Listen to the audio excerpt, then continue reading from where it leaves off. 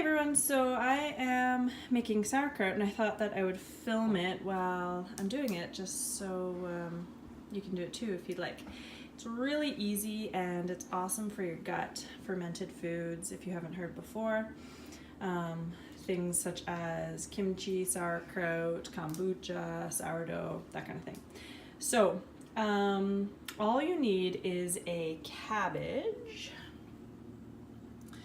and some salt. I like to use this Himalayan sea salt, pink salt, just because it has some extra vitamins and nutrients in it, such as iron. And then you can put whatever flavor you'd like to put. So if you want to use like dill or basil or garlic or onions, I just had some onion chives in the garden, so I'm cutting those into it. You don't need to put an extra flavor in. You can just use salt and cabbage if you'd like. So basically, first you want to remove the outside leaves. So you want a pretty big leaf that we're going to cover it all up with at the end. And then just chopping it really, really finely. So once it's nice and chopped, you're going to put in a handful, but more than that. I already put some in before I started filming. Then you're going to sprinkle some salt. You can be pretty liberal with the salt. And then you want to mash it down. Basically you want to create some extra like juices. So you want the sauerkraut to be fully submerged in liquid while you let it ferment. I'll get there later. So yeah, just mash it a bunch. You can add like a few handfuls and some salt in. So you kind of do it like in layered stages. You can add whatever extra flavor you're adding if you're doing that. All right, so I'm gonna add another layer now of cabbage. You can chop it pretty finely, even finer than me if you want. And basically this is gonna sit for a couple weeks, depending on the weather and the temperature in your house. Okay, I've got some chives in there as well. I'm gonna add some salt. Mash this one down a little bit. I'm probably gonna do 2 more layers and then fill it up to about here. This is a nice glass jar, nice and big. Usually fits an entire cabbage. However, I got this really big cabbage. I think it's like a Chinese cabbage or something. And I'm definitely not gonna fit the entire thing. I also had a leftover cabbage in the fridge that I needed to use. So I might make another jar, or I might just save that.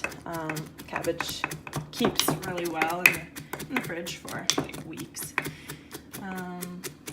Okay, so we will resume when this is all filled up.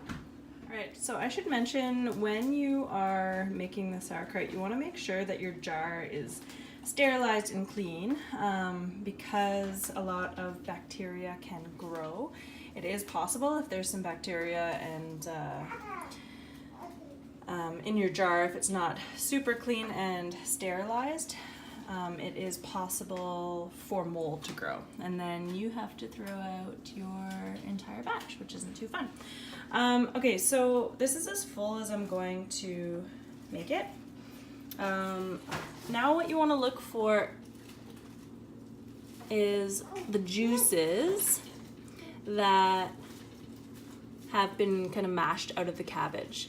You want all of this chopped cabbage to be submerged in liquid. So because, I mean, I'm sure I could have spent like an extra 5 or 10 minutes mashing here, but I didn't do that. So you can add either distilled water, or I just use some boiled water from my kettle. It's cooled, it's not hot anymore. So I'm just gonna add a little bit of that to make sure that all of the cabbage is covered with liquid for this fermenting process. So you can see the water filling up there. Perfect.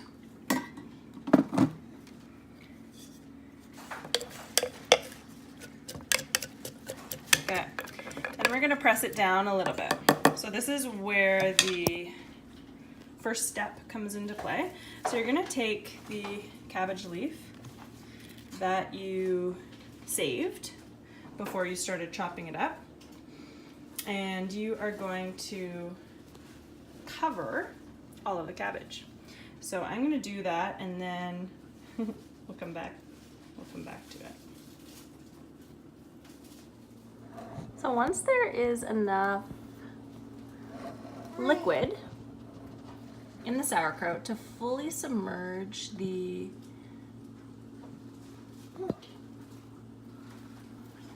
all of the cabbage in here, add a little more liquid because I added just a touch more cabbage to fill it up. Okay, then you're gonna take these leaves that you took off of the cabbage at the beginning. So you're gonna use them to cover the top. Place it in there, making sure your hands are clean, of course. Placing it down. It's good to use the top leaves just because they're a little bit more kind of malleable. Good. Then I just use a jar of water just for a little bit of extra weight, because you want to keep the pressure down on the sauerkraut so that it can all stay submerged in the water. So I just use that, and then a nice clean cloth to let the air in, and an elastic to keep out any flies, fruit flies, that kind of thing.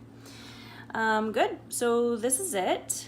You want to let it sit just on your counter.